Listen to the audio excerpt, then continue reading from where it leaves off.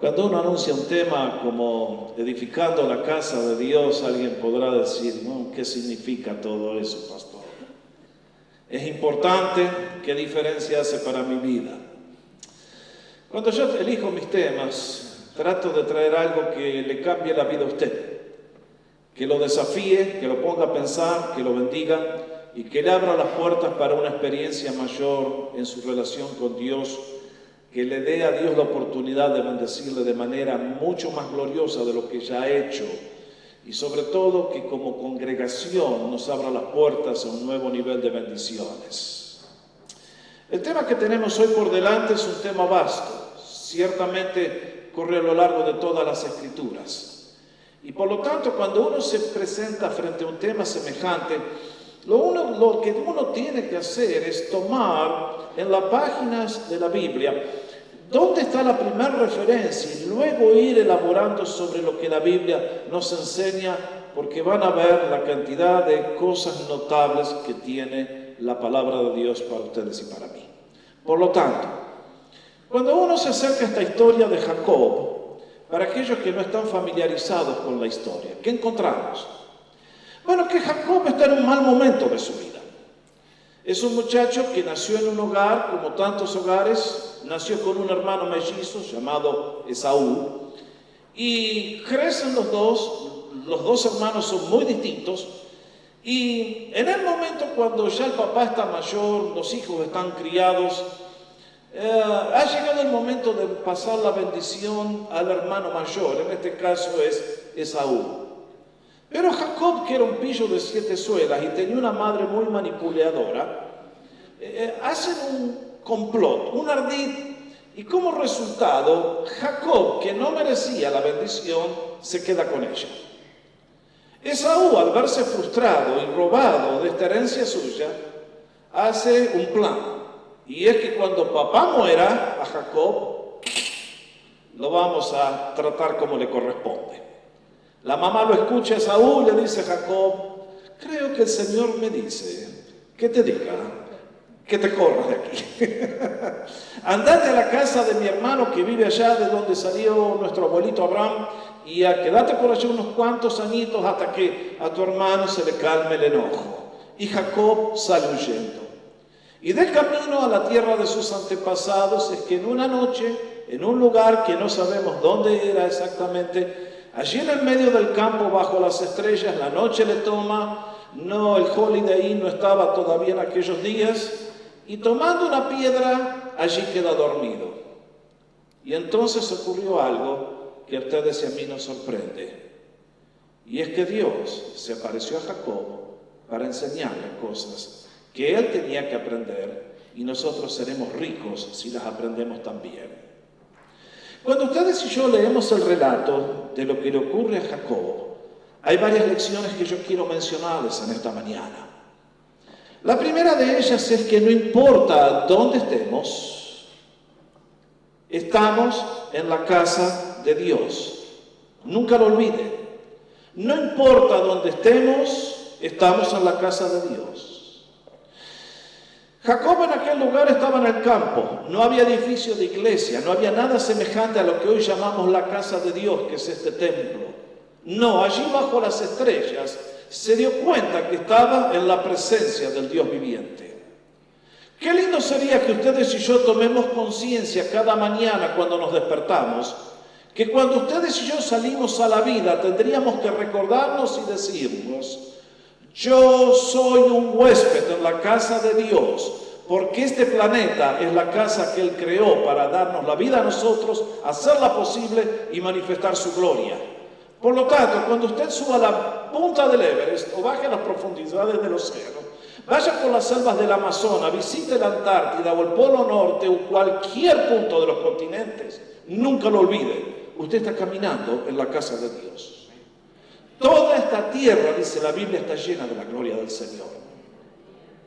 Pero esto me lleva a una segunda lección, y es que para percibir esta realidad de que estamos en la casa de Dios, Dios debe revelarse a nosotros. Jacob en aquella noche quedó dormido, y cuando tiene aquel sueño y se despierta de golpe sobrecogido por el temor y dice, ¡ah! Dios estaba en este lugar y yo no lo sabía. Mis hermanos, eso es notable. Esto es una realidad en el día de hoy. Hay millones de personas que en este momento caminan por nuestro planeta y no son conscientes que están en la presencia de Dios, que se están conduciendo sus días en la casa del Señor. Ustedes saben, el pecado ha hecho estragos en nuestra mente, nos ha oscurecido la mente, nos ha bloqueado el alma, nos ha paralizado las emociones y por tanto, tantas veces el ser humano camina por este mundo y dice: ¡qué hermosa la creación! ¿Cómo nos deslumbran las montañas? ¿Cómo nos deslumbra la belleza de lo... ¿Y quién creó esto? Y no saben. Siempre les cuento la historia de cuando yo era chiquito, allá y salió el primer hombre al espacio, Yuri Gagarin, de la Unión Soviética.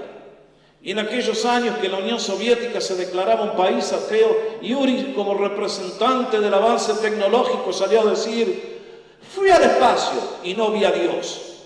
Qué lástima, Yuri. Porque Dios está en todas partes, excepto que ustedes y yo tenemos la computadora bloqueada. ¿Cómo se explica esto? Ahora la Biblia lo responde muy clarito. Nos dice San Pablo escribiendo a la iglesia de Corinto: pero si nuestro evangelio está aún encubierto, entre los que se pierden está encubierto. Esto es, entre los incrédulos, a quienes el Dios de este mundo les cegó el entendimiento, para que no les resplandezca la luz del evangelio de la gloria de Dios de Cristo, el cual es la imagen de Dios. ¿Qué está diciendo? Que en este mundo hay muchas personas que son incrédulos. No pueden ver, no pueden percibir lo que es obvio que cualquier persona podría entender. Que vivimos en un mundo que es inmensamente maravilloso, que nos deslumbra con su orden, con su gloria y su poder, y sin embargo no lo pueden percibir y dicen: no sé dónde está Dios. Y piensan: yo soy ateo porque soy científico. La Biblia tiene una perspectiva distinta. La Biblia dice: una persona ve a Dios o deja de verlo porque está muerto en delitos y pecados. Y a menos que Dios se revele a nosotros, nunca lo vamos a ver. En este caso, Dios viene al encuentro de Jacob. Jacob no era consciente de la existencia de Dios. Había escuchado de su abuelo, había escuchado de su padre, habría visto que su hermano oraba, él también. Pero en este momento, cuando Dios viene a él a través de un sueño, Jacob es sobrecogido por la realidad palpable de que Dios está en ese lugar. Y entonces, al ver sus ojos iluminados, al ver aquel sueño, entonces dice: la casa de Dios, la casa de Dios. Tercera lección que saco de la historia de Jacob: que cuando Dios revela su presencia, siempre lo hace buscando nuestro bien supremo. Es notable, Jacob era un pillo. Se los dije, viene huyendo de su hermano porque ha hecho una bribonada. Y entonces estoy seguro que en la lista de los candidatos a gente que merece que Dios se manifieste a él, Jacob último. Pero este hombre de carne y hueso, fallido como ustedes y yo, Dios viene y se presenta a él y le dice: yo soy el Señor tu Dios. Y me asombra la declaración de Dios cuando le dice: yo soy el Dios de Abraham, tu abuelo. Yo soy el Dios de Isaac, tu padre. Y ahora, Jacob, quiero que sepas que aunque sos un pillo, yo voy a estar contigo. Y te voy a llevar por la tierra al viaje donde vas. Y te voy a traer de regreso. Y voy a cumplir un plan en tu vida, aunque tú ni me conoces, ni en este momento estás pensando en esas cosas. ¿Usted cree que Dios puede hacer eso? Esto es lo que a mí me asombra del Dios que encuentro en la Biblia. Que es un Dios que se identifica con sus criaturas, con usted y conmigo. Y con todas nuestras debilidades, Él no se avergüenza de llamarnos sus hijos y sus hermanos. Asombroso verdaderamente. Ciertamente que lo que Dios le dijo a Jacob en aquella noche lo podemos apropiar para nosotros cuando aceptamos a Cristo. Y bien podemos decir: Dios en el día de hoy es el Dios de Jorge, y es el Dios de María y de Pedro y de cada uno de aquellos que tienen fe para conocerle y reclamar sus promesas. Cuarto consejo, cuarta enseñanza que encuentro en este párrafo: en todos los planes de Dios, los ángeles ejecutan sus órdenes. Cuando Jacob está durmiendo, ve que esa escalera se extiende hasta donde está el trono de Dios. Y allí alcanza a percibir esos seres angelicales que suben y bajan. Descienden a la tierra en cumplimiento de órdenes que vienen del trono celestial. Regresan a la gloria cuando han cumplido la misión. Marque bien este punto. Es muy importante, ya voy a hablar más de él. Quinto, cuando Dios manifiesta su presencia, somos impactados en forma muy poderosa y transformadora. Cuando Jacob se despertó del sueño, dijo, tuvo miedo. Esta es la primera reacción cuando Dios manifiesta su presencia. Se acaba la risa, se acaba el chiste, se acaba la vulgaridad, la profanidad, se acaba todo lo que somos como humanos. Cuando ustedes y yo somos introducidos a la presencia del Dios vivo, inmediatamente hay algo que nos sobrepuja, nos sobrecoge, nos toma. Y decimos, qué terrible es este lugar. Dios estaba aquí y yo no lo sabía. Esto no es otra cosa que casa de Dios y puerta del cielo. Jacob fue una persona distinta a partir de ese momento. Y si ustedes ven, él hace un voto allí, una promesa que es bastante pobre, porque Jacob es un materialista todavía y lo único que piensa es en sus propios beneficios. Si Dios me da esto, y si Dios me hace lo otro, y si Dios me hace lo otro, y si Dios me da, entonces le voy a tirar una monedita y ahí voy. ¿Suena conocida la historia? Todos hemos recorrido los mismos peldaños, y sin embargo, aquí está. En un momento inesperado, Dios toma la iniciativa y le enseña a Jacob que donde quiera que caminara, estaba en la casa de Dios. Pero allí termina la historia. Sospecho que muchas veces Jacob se debe haber quedado pensando todas las implicaciones que tenía ese sueño y todo lo que Dios le quiso decir. Sus días no fueron lo suficientemente largos para ver todo lo que Dios pensaba hacer. Ciertamente que la promesa de Dios se cumplió y su descendencia llegó a ser numerosa como las estrellas de los cielos y la arena de la mar. Pero un día, en cumplimiento de los pactos y las promesas hechos a Abraham y a su padre Isaac y a él mismo, nuestro mundo fue visitado por una persona muy especial que trajo a la casa de Dios. Y cuando ustedes y yo vamos a Juan capítulo 1, ¿qué leemos? Allí, en el versículo 48, tomo el relato, porque Jesucristo, el Hijo de Dios, ha venido a este mundo, ha nacido, ahora están buscando sus primeros discípulos. Allí encuentra a un hombre llamado Natanael, y entonces tiene lugar este diálogo que les invito a leer. Le dice Jesús a Natanael, antes que Felipe te llamara, cuando estabas debajo de la higuera te vi. Natanael exclamó, Rabí, tú eres el Hijo de Dios, tú eres el Rey de Israel. Le contestó Jesús, ¿crees porque te dije te vi debajo de la higuera? Cosas mayores que estas verás. Y agregó, de cierto les digo, desde ahora verán el cielo abierto y a los ángeles de Dios subiendo y bajando sobre el Hijo del Hombre. Este es un párrafo fundamental, mis hermanos. Acá el Señor está hablando de lo que es Él y de lo que ha venido a hacer y de lo que iba a pasar a partir de ese momento. Y ciertamente hay varios conceptos que aquí vale la pena recalcar porque son fundamentales. Con Jacob aprendimos que todo el planeta Tierra era la casa de Dios, que donde quiera que estemos en la presencia de Dios. Pero ahora hay una segunda dimensión, y es que Dios, hecho hombre, viene en persona para ser la casa de Dios. ¿Qué significaba eso? Que Cristo venía a traer a la raza humana dolorida y esclavizada por el pecado la libertad gloriosa de la salvación y la vida del cielo a este planeta destruido por el mal. Lo que Jesús está diciendo aquí en este párrafo es que ahora Él era la encarnación de la casa de Dios, que cuando uno quería encontrar a Dios lo tenía que encontrar mirándole a Él. Por eso continuamente nos enseñó que nadie venía al Padre sino era a través de Él. Pero eso significaba mucho más que conocer a una persona. Cuando ustedes y yo vemos lo que Jesucristo hace es algo realmente notable. ¿Qué vino a hacer el Señor? Vino a enseñarnos cómo es Dios, qué quiere hacer en nuestra vida. ¿Y qué quiere hacer Dios? Bueno, vean la vida del Señor, leanla en los evangelios que leemos. Leemos que el Señor continuamente estaba sanando enfermos porque Él no quiere ver a su pueblo enfermo. Estaba liberando a los endemoniados porque no quiere ver a ninguno oprimido por la brujería y el satanismo y todas las cosas que nos destruyen. Vino a predicarnos cómo encontrar al Dios verdadero para que no caigamos en víctimas de los errores y las supersticiones. Vino para enseñarnos que teníamos que ser salvos por siempre jamás y que todo eso es posible a través de un acto de fe y de obediencia cuando nos entregamos a Él. Pero en este párrafo hay dos conceptos que a mí me llaman la atención. Primero, cuando nos dice, desde ahora verán el cielo abierto. ¿Qué quiere decir, Señor?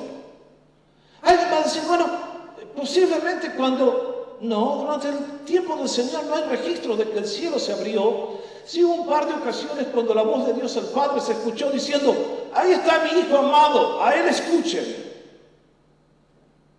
¿Qué tenías en mente, Señor, cuando dijiste del cielo abierto?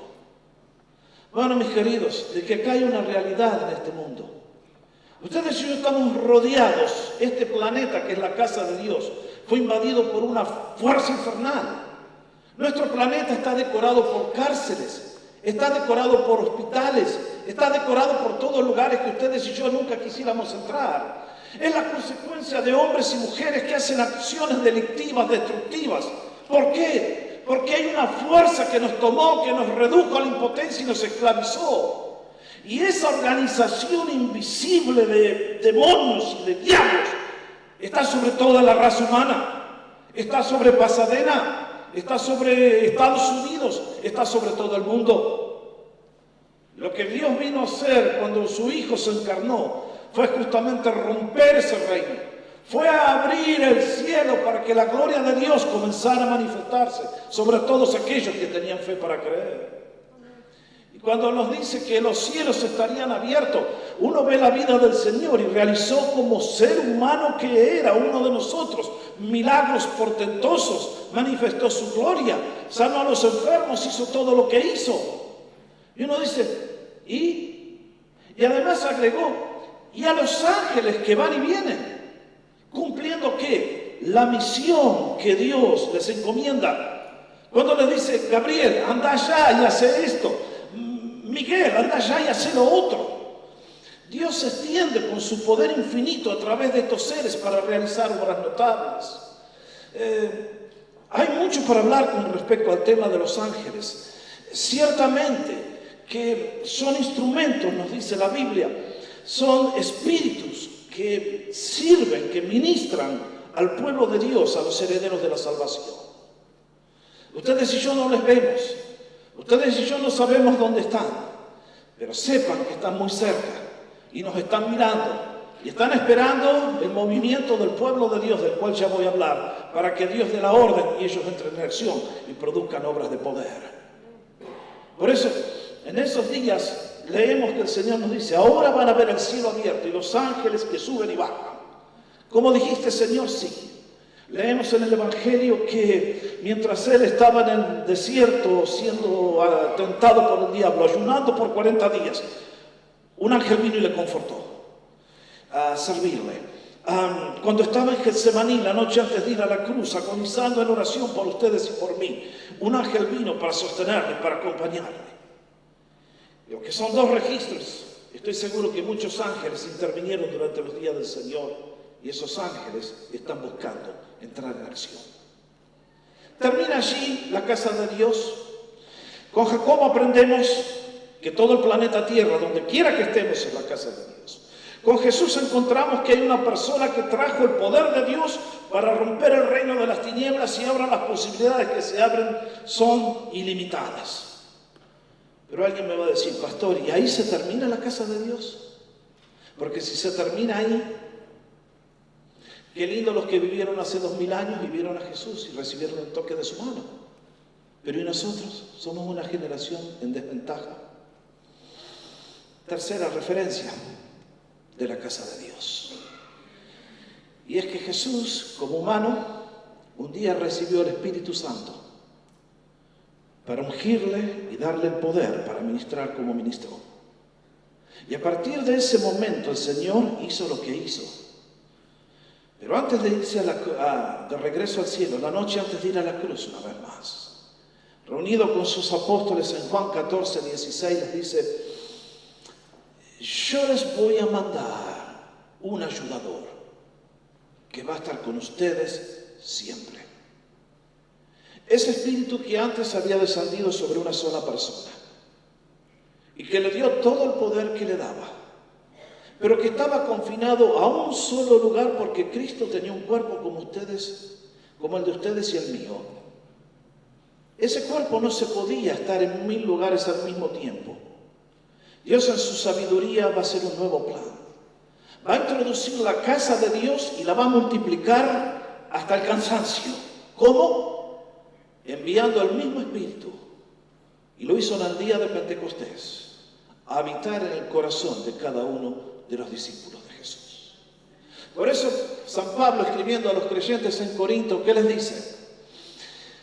¿Acaso no saben que son templo de Dios y que el Espíritu de Dios está en ustedes? ¿Saben lo que está diciendo? La casa de Dios, ahora son ustedes. Ustedes son el templo de Dios. Si ustedes han aceptado a Cristo, han nacido de nuevo, el Espíritu Santo ha venido a morar en ustedes para darle el poder de vivir como Cristo vive y hacer las cosas que Él hizo. Y agrega: o ignoran que su cuerpo es templo del Espíritu Santo, el cual está en ustedes, el cual han recibido de Dios y que ya no se pertenecen a ustedes mismos. Pues han sido comprados por precio. Glorifiquen pues a Dios en su cuerpo y en su espíritu, los cuales son de Dios. Bueno, mis hermanos, ¿dónde está la casa de Dios hoy?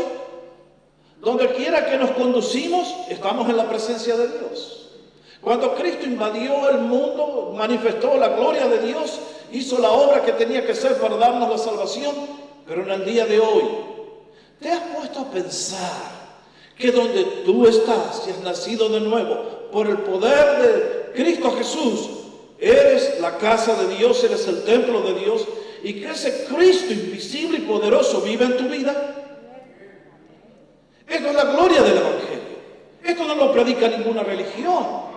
Esto nadie puede hacerlo. ¿Por qué?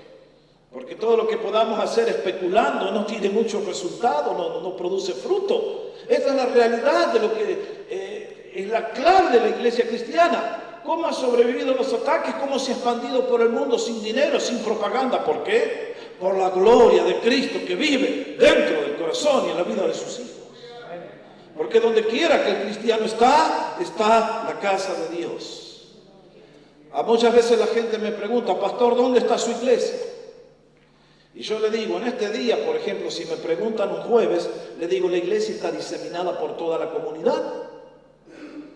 Porque donde está usted está la casa de Dios. Cuando usted está en la fábrica, la casa de Dios está en la fábrica, porque usted es embajador de Cristo y usted lleva la gloria del Señor. Cuando usted está en el estudio, en la universidad, usted está llevando la gloria de Dios al lugar donde está actuando. Así funciona. ¿Dónde está la iglesia en este momento? Domingo, ¿qué día es hoy? 3 de octubre, a las 12 de la mañana, 12 del mediodía, está reunido aquí para adoración, para servir. Pero nunca lo olvide, donde usted va a la casa de Dios con usted, si conoce a Jesús. Esto habrá algunas posibilidades. Ya vamos a ver. Pero hay una cuarta referencia. Y es que si el Espíritu Santo vino para habitar en cada corazón de aquellos que dicen conocer a Jesús, Dios tiene un plan mucho mejor todavía. Y es que quiere manifestar su poder y su gloria para transformar a las naciones. ¿A través de qué? Del conjunto de creyentes que forman la congregación local, la iglesia del Señor. Vean lo que dice San Pedro. Acercándose a él, piedra viva, desechada ciertamente por los hombres, pero para Dios escogida y preciosa. Ustedes también, los creyentes, como piedras vivas, sean edificados como casa espiritual y sacerdocio santo para ofrecer sacrificios espirituales aceptables a Dios por medio de Jesucristo. ¿Qué está diciendo? ¿Por qué nos reunimos esta mañana aquí? Para dar gracias, para aprender de Dios a través de su palabra. Amén, amén. Pero hay algo que tal vez nunca hemos tomado conciencia de la importancia que tiene. Y es que este Espíritu Santo que mora en nosotros es lo que envía poder invisible, pero muy real y muy transformador. Que cuando ustedes y yo nos juntamos en la casa del Señor, invisible pero muy real, el Señor viene a través tuyo y comienza a ministrar a otras personas sin que te des cuenta. San Pablo dice, cuando entra una persona nueva, por todos es convencido, por todos recibe convicción de su condición espiritual. Usted no lo nota, es la obra invisible y gloriosa del Espíritu. Usted está sentado aquí y no se da cuenta, pero esa presencia de la casa de Dios, del Espíritu Santo que está en usted, está tocando y está ministrando. Muchas veces entran a esta casa personas que han estado en el poder del ocultismo y como tienen demonios pueden ver el mundo de lo invisible y nos dicen cuando llegan, acá hay algo distinto, acá está Dios y lo pueden ver. Y ven en usted cosas que no se pueden ver con los sentidos físicos. Y entonces ven que la gloria de Dios reside en este lugar. Nunca lo olvide. Cuando usted llega a la casa de Dios, en usted se ha nacido de nuevo, vive Cristo. Y Cristo es en usted una fuente de poder glorioso. Por eso nos dice, estamos siendo edificados. ¿Para qué? Para ofrecer sacrificios espirituales a Dios. Pero agrega algo más el apóstol Pablo una vez más. Ustedes están edificados sobre el fundamento de los apóstoles y profetas, siendo Jesucristo mismo la piedra angular, en quien todo el edificio bien ajustado va creciendo para ser un templo santo en el Señor. En Cristo también ustedes son juntamente edificados para morada de Dios en el Espíritu. ¿Qué está diciendo? Que ustedes y yo somos piedras vivas, dijo Pedro. No somos unos adoquines ni cascotes. Ustedes y yo somos seres vivientes que estamos reedificando una casa invisible, pero muy poderosa y real, donde Cristo viene a morar. Y en ese lugar que es su iglesia, Él quiere hacer las mismas cosas que hizo hace 2000 años en Israel. Las quiere repetir aquí, las quiere reproducir de manera cada vez más frecuente, más poderosa, más gloriosa. ¿Lo está haciendo? Amén y amén. Ustedes y yo somos testigos de cuántas veces Dios ha transformado personas en esta casa. Y damos gracias a Él. Pero en esta mañana, al tratar este tema, quiero llevarlos a que nuestro nivel de fe suba un peldaño más para comenzar a ver nuestras posibilidades, que son enormes y infinitas como el ser de Dios, y que Dios quiere hacer cosas que todavía no tenemos ni idea de lo que quiere hacer. Pero que si tenemos la fe necesaria, vamos a ver cosas notables. Ustedes me van a decir, pastor, ¿a dónde va con este tema? Correcto. La casa de Dios, Jacob, todo el planeta. La gloria de Dios que desciende, los ángeles que suben y bajan. Viene Jesús, la casa de Dios en una persona. Viene la transformación de la raza humana. Se abre una nueva posibilidad. Los ángeles que suben y bajan en cielo abierto. La gloria de Dios manifestada en sus hijos habitados por el Espíritu Santo. Las posibilidades de construir juntos una familia. Pastor, ¿y esto qué significa para mí? ¿Qué implica para mi vida? Bueno, esta mañana, como siempre hago yo cuando concluyo mis temas, me gusta darles un desafío. En este caso, quisiera traer una palabra de aliento para los que están empezando el peregrinaje, su caminar con Dios. El desafío es este. Pídale al Señor que se revele a usted. Pídale al Señor que se revele a usted. Que le abra los ojos del entendimiento, que le haga ver lo que Jacob no tenía conciencia. Y mediante aquel sueño se dio cuenta que estaba en la presencia de Dios. En el día de hoy Dios sigue hablando.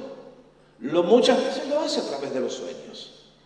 Yo en particular, Dios nunca me ha hablado a mí a través de un sueño. Y como decía hace un rato haciendo un chiste, hay mucha gente que sueña porque come mucha pizza y después sueña barbaridad, ¿es cierto? No todos los sueños son de Dios. Pero muchas veces Dios todavía, de manera muy punzante y muy aguda, muchas veces ha venido al encuentro de personas para decirle, al igual que Jacob, estoy contigo, este es el camino que tienes que caminar. ¿Cómo habla Dios? ¿Cómo se revela Dios? A través de su palabra. Jacob no tenía este libro bendito que ustedes y yo tenemos en nuestras manos hoy, la Biblia. Dios se revela hoy a través de su palabra cuando estamos aquí en el culto. ¿No es notable como ustedes y yo tantas veces pasamos más allá de las palabras y el mensajero y nos encontramos con la realidad de un Dios que vive y nos transforma para siempre? Por eso ustedes y yo tenemos que hacer nuestra la oración de San Pablo. En Efesios capítulo 1, versículo 17 decía: pido que el Dios de nuestro Señor Jesucristo, el Padre de gloria, les dé espíritu de sabiduría y de revelación en Él, conocimiento de Él. Márquelo. ¿Qué está pidiendo Pablo? Lo mismo que Dios le dio a Jacob. Lo mismo que el pueblo que vivió en la época del Señor tuvo y pudieron recibirle, y otros no tuvieron y le llevaron a la cruz. ¿Qué pide el apóstol? Que tengamos discernimiento, comprensión, entendimiento. ¿Por qué? Porque no es notable. Ustedes y yo, cuando Dios nos da ese espíritu de revelación, de entendimiento, tomamos la Biblia, es un libro viviente. Y hay otros que lo toman y no ven nada. Yo esta mañana estoy predicando aquí y la palabra de Dios está llegando a los corazones de manera distinta.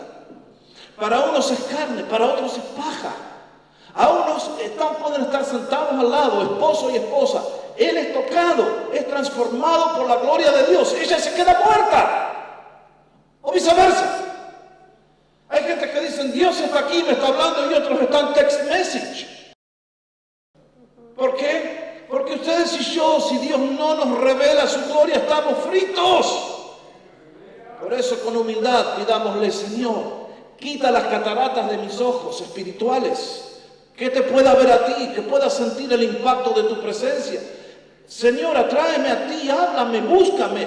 Gracias que ya has hecho muchas cosas, que me has traído a tu casa y me indica que me estás extendiendo la mano y me traes y me quieres bendecir. Dale gracias al Señor si hoy estás aquí. Porque te está abriendo la puerta del reino, te está abriendo la puerta de la salvación, te está invitando a entrar. Pídele al Señor que te dé espíritu de revelación. Y quiero confirmar esto con una promesa de las lindas que hizo el Señor. Bienaventurados los de limpio corazón, porque ellos verán a Dios. Esta bienaventuranza lo que nos dice es esto: que aquellos que quieran ver a Dios lo van a encontrar. Lo van a ver. Posiblemente no con los ojos físicos, con un milagro que abra el cielo, pero lo vamos a ver en la creación, al igual que Jacob, que miró alrededor y dijo: Dios está en este lugar. Y Yuri Gagarin no lo pudo ver. Lo vamos a ver en nuestra vida, en nuestras circunstancias, en nuestra familia, lo vamos a ver en la iglesia, lo vamos a ver en todas partes. Damas y caballeros, la fe cristiana no es un salto al vacío. Es un salto a la certeza, a la seguridad absoluta, porque es Dios que viene a nuestro encuentro. Y al igual que Jacob nos deja temblando y nos deja de rodillas. La fe cristiana no es especulación. Es un Dios que vive y viene a tu encuentro y el mío para transformarnos. Si estás comenzando el camino, pídele al Señor que se revele a ti. Que te abra la puerta, que te guíe, que te muestre, que te traiga a su familia, porque cuando lo encuentres a Él, vas a encontrar vida eterna y vida de abundancia. Pero si usted está aquí ya por un tiempito y ha comenzado a recorrer algunos pasos en la carrera cristiana, permítanme desafiarle a no detenerse, sino a buscar más del Señor. Por lo tanto, tome conciencia de sus privilegios. Tome conciencia de sus privilegios. Tome conciencia de lo que significa caminar día a día en la presencia del Rey. Y que ese Cristo poderoso está esperando que tú seas las manos, el canal, para bendecir a una raza humana doliente. Segundo consejo que le doy: aprenda a alabar. La alabanza rompe cadenas, destroza el reino de las tinieblas. Aprenda a alabar cuando está solo en casa y aprenda a alabar cuando viene a la iglesia. Cuando llegue a la casa de Dios, cante con fuerza, cante con entusiasmo. Dele gracias al Señor. Cuando el pastor dice: vamos a orar, no espere, salte, ore, no tenga temor. Aunque sea una sola palabra, como aquella que dijo Pedro cuando se ahogaba: Señor, sálvame. A Dios le agrada eso. A Dios le encantan todas las oraciones. No sea tímido, ore. Pero ore para que el Señor comience a producir en su vida y a través suyo los milagros que Él produjo. Que comience a utilizarle a usted, que le llame a su servicio, que lo enliste, que le dé su poder, su presencia, que donde quiera que vaya se cumplan las gloriosas promesas que Dios ha hecho a sus hijos. Un último consejo: aprendamos a orar, porque la oración mueve la mano de Dios. Yo encuentro la vida del Señor, que Él oraba y oraba, y ustedes me han escuchado muchas veces hablar de la oración porque es el aceite en la maquinaria de la vida cristiana. Ustedes y yo podemos venir a la iglesia y está muy bien, podemos estudiar la Biblia y está muy bien, podemos servir a la gente y está muy bien, pero sin oración es como un automóvil que les olvidaron de echarle el aceite al motor, anda 2 millas y se rompe. La oración es lo que nos abre las puertas a la gloria de Dios. Y acá quiero decirles algo que les mencioné al principio y lo dejaba para ahora. A mí me llama la atención este párrafo de Jacob y el párrafo de la vida del Señor cuando dice que los ángeles van y vienen, van y vienen. ¿Usted alguna vez visitó un cuartel de bomberos? Si usted alguna vez visita ese lugar, va a encontrar que los bomberos tienen una vida muy aburrida. ¿Se dio cuenta? Están ahí, están leyendo, después juegan póker, después hacen la comida, hasta que en un momento suena el teléfono y tienen que salir urgente a auxiliar a alguien que está metido en un problema grave. ¿Nunca se puso a pensar cómo será el cuartel de los ángeles allá en el cielo? Me imagino que los ángeles deben estar muy aburridos. Uno le debe preguntar al otro: che, ¿cuánto hace que no suena el teléfono? Nadie llamó de Pasadena.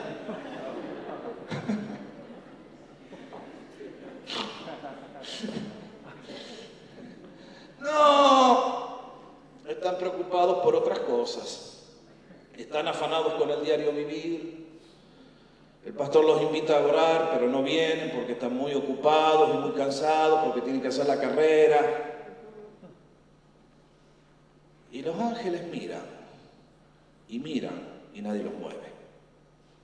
O mejor dicho, solamente unos pocos que han comprendido lo que significa la casa de Dios. Que han comprendido lo que está al alcance de la mano de aquel que crea a Jesús. Yo he ministrado en iglesias donde sería mejor predicarle a los gigantes del Mount Rushmore. ¿Vieron ese monumento nacional donde están las 4 caras de piedra de los presidentes? Sería más fácil predicarles a ellos y que se conviertan antes que en ciertas iglesias donde me ha tocado ministrar. Porque uno sabe que son rostros de piedra. Están muertos y quieren seguir muertos y van a morir muertos desde la perspectiva espiritual. He estado en otras iglesias donde hay sed de Dios, donde hay fe. ¿Y qué pasa? Que en esos lugares viene Dios con su presencia y su gloria y los milagros ocurren. ¿Por qué? Porque Dios ha formado la casa por un pueblo que le clama y le pide y le dice: Señor, muéstrame tu gloria, como dijo un día Moisés. Mis queridos, la casa de Dios. Dios te ha invitado a ti y a mí a ser parte de esto. Dios te ama a ti, te ama con un amor eterno. Quiere utilizarte de una manera que no te imaginas, pero no se va a mover hasta que tú y yo no nos pongamos en movimiento. Esto me asombra de Dios, que sea tan paciente, tan bondadoso, pero que cuando alguien definitivamente le dice: Señor, creo en ti, Señor, creo en ti, dame de beber de ti, dame tu gloria, haz que el río de agua viva corra, Dios comienza a hacer cosas notables. ¿Dónde está la casa de Dios? Todo el planeta es la casa de Dios. ¿Dónde está la casa de Dios? Cuando Cristo nos visitó. ¿Dónde está la casa de Dios hoy? Viviendo en tu corazón por el Espíritu Santo si has aceptado a Cristo Jesús. ¿Dónde está la casa de Dios hoy? Cuando todo el pueblo de Dios se reúne para hacer guerra espiritual y declarar la gloria. Las posibilidades son infinitas como el ser de Dios. Dios ha bendecido este lugar, nos está bendiciendo, nos ha mandado la llovizna.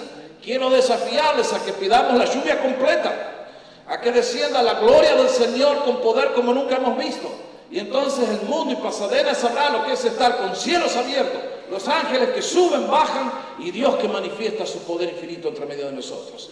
Es nuestro privilegio. ¿Qué vas a responder? ¿Qué vas a responder?